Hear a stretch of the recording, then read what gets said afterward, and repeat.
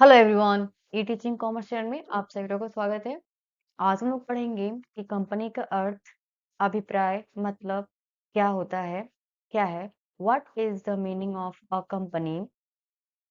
हम हर रोज बहुत सारी कंपनियों के प्रोडक्ट इस्तेमाल करते हैं, बहुत सारी सर्विसेज लेते हैं।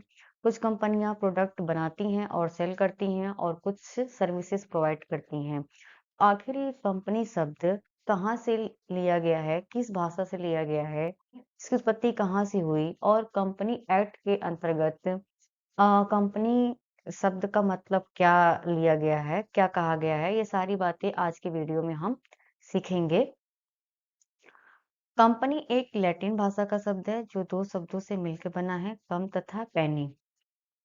कम का अर्थ है साथ साथ, जबकि पैनी का अर्थ है रोटी या खाना होता है।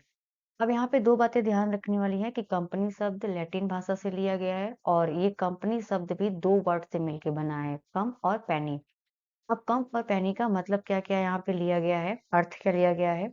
कम का अर्थ है साथ साथ, जबकि पैनी का अर्थ है रोटी या खाना होता है। प्राचीन समय में व्यापारिक वर्ग खाना खाते समय व्यापारिक गतिविधि पे चर्चा करते थे। जो भी बिजनेसमैन होते थे वो लंच करते टाइम पे क्या करते थे कि अपने बिजनेस के बारे में बात करते थे कि आज कितना माल बिक गया, कितना गुड्स बिक गया है और आज मार्केट में कस्टमर कैसे थे, ज्यादा थे या कम थे। यदि कम थे तो कस्टमर कम आने के क्या-क्या कारण हो सकते हैं। मौसम खराब होने की वजह भी हो सकता है या कोई और भी रीज़न हो सकता है। तो उन सारे कारणों पे बात करते हैं या फिर भविष्य में क्या मार्केट की स्थिति रहेगी, उन सब बातों को पे वो लोग चर्चा करते हैं उस खाना खाने के दौरान। वहीं से इस शब्द की वहीं से इस शब्द की उत्पत्ति हुई कंपनी शब्द का। अगर वास्तव में देखा जाए तो एक कंपनी व्यक्तियों का समूह है जो किसी सामान्य उद्देश्य, कार्य या व्यवसाय को करने के लिए एकत्र हुए हैं। मतलब अगर सामान्य भाषा में बात करें ऐसे नॉर्मली, तो जो कंपनी है वो व्यक्तियों का समूह होता है। मतलब कंपनी में दो से अधिक लोग होते हैं और ये अधिक लोग जो होते हैं समूह बना करके एक कंपनी की स्थापना करते हैं और उस कंपनी में वो उनका कोई उद्देश्य होता है या जो कार्य है वो या व्यवसाय करने के लिए एकत्रित हुए होते हैं। आखिर 4 लोग मिलेंगे तो कोई ना कोई तो उनका उद्देश्य होगा ही, कोई ना कोई उनका कार्य तो होगा ही। अब ये देखते हैं कि कंपनी कानून के नज़र से कंपनी का क्या मतलब है। किंतु कंपनी कानून के अनुसार कंपनी का अर्थ जो है ऐसी कंपनी या व्यक्तियों के समूह से है जो कंपनी अधिनियम के अंतर्गत पंजीकृत हो। मतलब कंपनी कानून ये कहता है कि कंपनी या व्यक्तियों का समूह से है जो कंपनी अधिनियम के अंतर्गत जो कंपनी एक्ट है उसके अंडर में क्या हो, रजिस्टर्ड हो वो कंपनी या व्यक्तियों का जो समूह है या संसद अथवा विधानमंडल द्वारा पारित अधिनियम के अंतर्गत बनाई गई हो। जो भी संसद है या जो अधिनियम है विधानमंडल द्वारा बनाया गया है, पारित किया गया है, उसके अंतर्गत वो कंपनी क्या हो, बनाई गई हो। तो ये होता है कंपनी कानून के अंतर्गत कंपनी का अर्थ क्या है। यानी कि जो भी कंपनी एक्ट है उसके अंडर में जो भी रजिस्टर्ड कंपनी है उसे कंपनी माना जाएगा। ऐसे मुंह जबानी कह देने से कंपनी नहीं मानेगी कंपनी अधिनियम। तो ये होता है हमारा कंपनी का शाब्दिक अर्थ। और सामान्य भाषा में तो व्यक्तियों का समूह है और कंपनी कानून क्या कहता है कि कंपनी का अर्थ क्या है।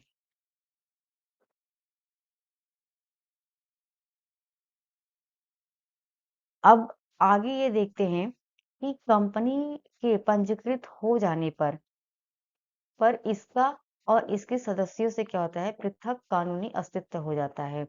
जब कंपनी के जो भी सदस्य होते हैं वो मिलकर के समूह बनाते हैं कंपनी, उसके बाद वो रजिस्टर्ड कर देते हैं जब, तो रजिस्टर्ड कर देने के बाद कंपनी और उसके सदस्य जो होते हैं वो अलग-अलग सेपरेट हो जाते हैं, सेपरेट एंटिटी उनकी होती है। कंपनी जो होता है वो आर्टिफिशियल लीगल पर्सन होता है।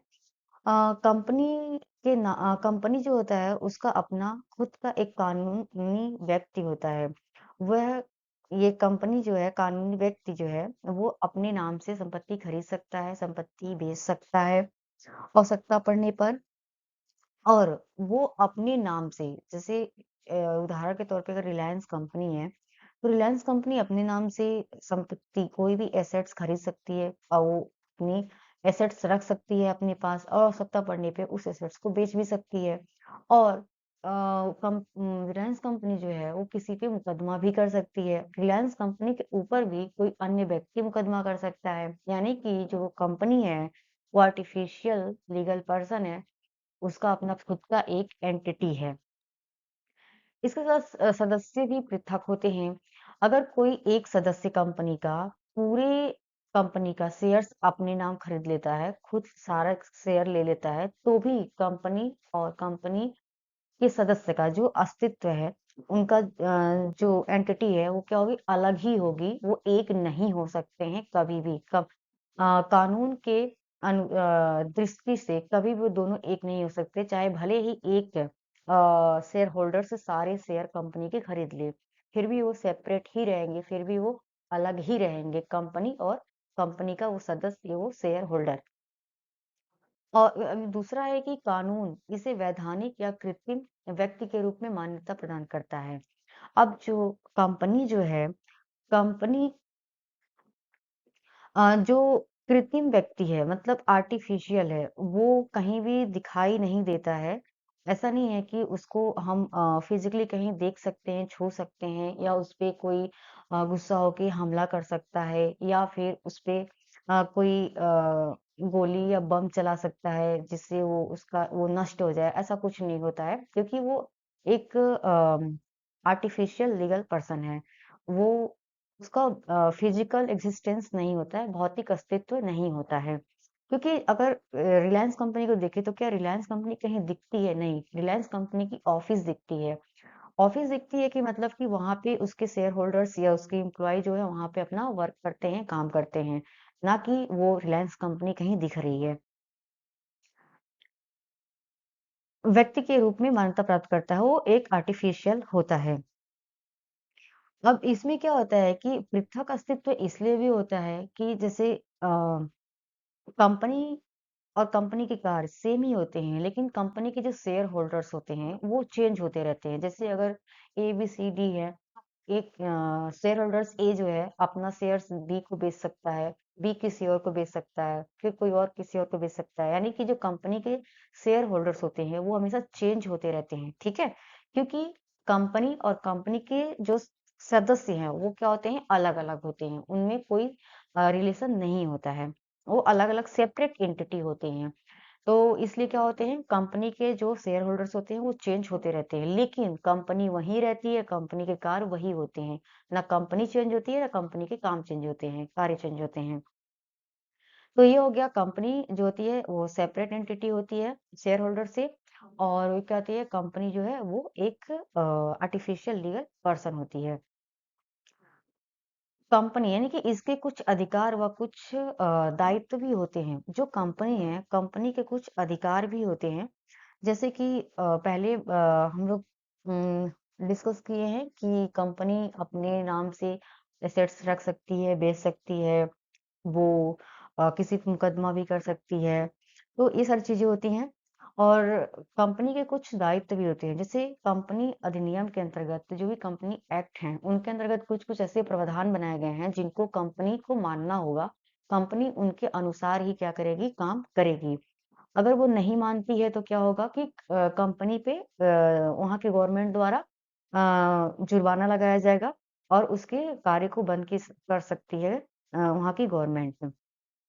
तो ये हो जाता है हमारा पूरा। कंपनी का अर्थ क्या है? कंपनी जो है फिर से अगर रिवाइज़ कर ले थोड़ा-सा, तो कंपनी जो है वो लैटिन भाषा का शब्द है, और ये 2 शब्दों से बना है, कम और पेनी से। फिर क्या है, अगर सामान्य तरीके से बात करें तो कंपनी जो होता है वो व्यक्तियों का समूह होता है। और कंपनी में कुछ-कुछ चीज़ें होती हैं। कंपनी जो है सेपरेट एंटिटी होता है, आर्टिफिशियल पर्सन होता है, कंपनी के अधिकार और क्षेत्र भी होते हैं।